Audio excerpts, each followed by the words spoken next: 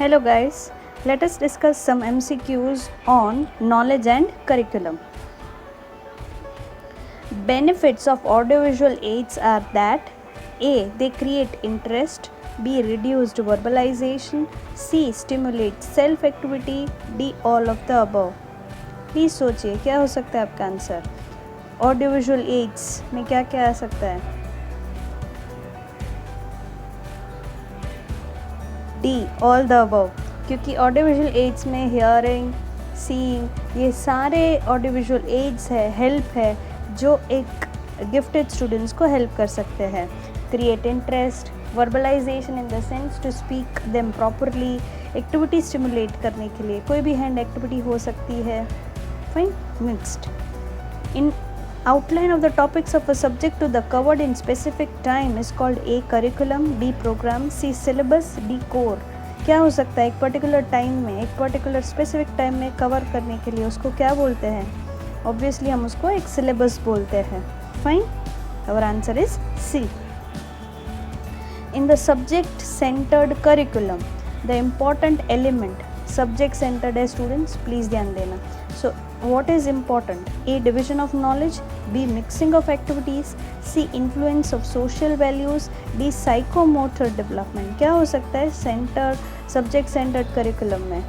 our answer is A. division of knowledge, because over here subject है इसलिए यहाँ पर और आंसर एलिमेंट का है, तो it is a division of knowledge. Knowledge का पार्ट्स में बाइफरकेट करके स्टूडेंट्स को बताना. The types of individual differences: A. physical, B. mental, C. emotional, D. all the above. क्या हो सकता है हमारा आंसर. इंडिविजुअल डिफरेंस दिया गया है, अलग अलग पर्सनस में अलग अलग पर्सनालिटीज़ होती है, तो वो answer is D. all the above. Physical, mental, emotional सारे डिफरेंसेस हो सकते हैं. Subject centred designs in knowledge and understanding curriculum revolve around what. Subject centre है स्टूडेंट यहाँ पर, तो basically what is important in subject centred. A. Learner, B. Social problems, C. Content, D. Social values. क्या हो सकता है. Our answer is B. Content, because over here subject centred design है, इसीलिए we will give the answer B. Content. Rote learning, rote क्या है, रटाफिकेशन, तो उसको रॉट लर्निंग बोलते हैं. Is an example and demerit of A. Subject centred curriculum, B. Learner centred curriculum, C. Activity centred curriculum, या D. All the above. Rote learning किस में आता है, रटाफिकेशन किस में आता है, सब्जेक्ट सेंटर्ड में, लर्निंग सेंटर में, या एक्टिविटी सेंटर में. Our answer is A. रटाफिकेशन जो है वो सब्जेक्ट सेंटर्ड, जहाँ पर आपको रट्टा मारने के लिए the child is forced to do rot learning.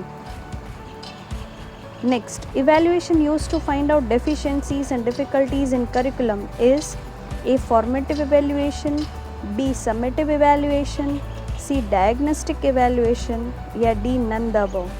Our answer is C. diagnostic evaluation, क्योंकि यहाँ पर deficiencies and difficulties दिया गया है, so our answer is diagnose करना. Next, evaluation to find out deficiencies is diagnostic. Next, what is tacit knowledge? A. unspoken, B. easy to communicate, C. concept is easy to understand, D. none of the above.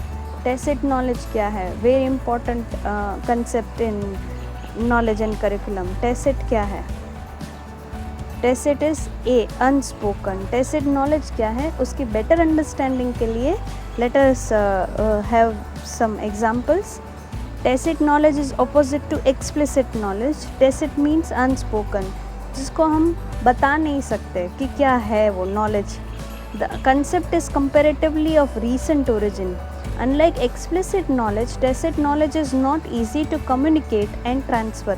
जैसे कि explicit क्या है, जैसे कि कोई teacher और students के बीच में जो भी कन्वर्जेशन होता है कि it is easy to understand. भाई मैथ्स में 2 1s are 2, तो that the student have to accept it, तो that is explicit knowledge. And यहाँ पर एक एग्जाम्पल मैंने दिया गया है. An expert musician like Yesudas can not truly communicate or transfer his knowledge of music to another person unless the other person makes similar efforts to receive it. अगर मुझे guitar सीखना है या कुछ भी बास्केटबॉल मुझे अगर सीखना है तो I have to practice it. Unless, तो टैसिट नॉलेज ये बताने के लिए नहीं है कि भाई ये ऐसे होता है, गिटार ऐसे बजता है, बास्केटबॉल में ये ऐसे खेलना होता है, तो that is tacit knowledge. So it is difficult to understand, and it is such a type of a knowledge that is unspoken. Fine. Next, in blanks the teacher is the center of teacher learning process. कौन सी process में teacher centre होता है? Modern education, traditional approach, logical approach या none of the above? Our answer is obviously B. Teacher जो है वो centre of the teaching learning process में आते हैं. Next, cognitive theory is presented by Hilda Taba, B Bloom, C Thorndike या D Erikson. Cognitive theory किसने invent की थी? और आंसर इज ब्लूम. ब्लूम अगर आप पढ़ो तो ब्लूम कॉग्निटिव थियोरी ऐसा दिया जाता है. Fine. Next, Hilda Taba is the developer of Taba model of learning. This model is used to enhance blank. A, the thinking skills of students, B the cognitive behaviour, C the studying, D none of the above. Taba ने क्या include किया था? Our answer is the thinking skill of students. तो Hilda Taba model, और उन्होंने thinking skills का invention उस Taba model में किया है. फाइन. Thank you.